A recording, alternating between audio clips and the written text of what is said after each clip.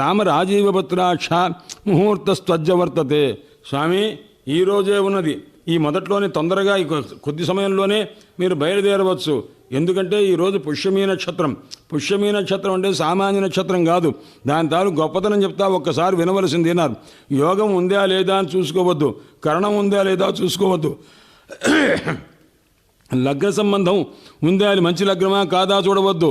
అలాగే నక్షత్ర బలం ఉందా లేదా చూడవద్దు. చంద్రబలం ఉందా లేదా నిమిత్తం లేదు. యోగములున్నవా లేవా నిమిత్తం లేదు. రాహు సంబంధం ఉందా లేదా అనే భయం కూడా అక్కర్లేదు.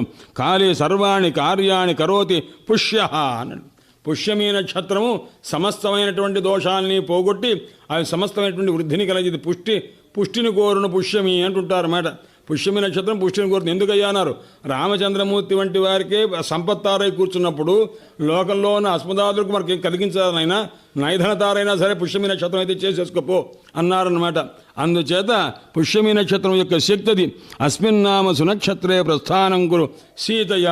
ఈ యోగం ఆ యోగం లేదు, ఏ యోగమైనా సరే ఉన్నా లేకపోయినా పుష్యమి నక్షత్రం యోగప్రదము అని చెప్పారు, స్పష్టంగా చెప్పున్నారు.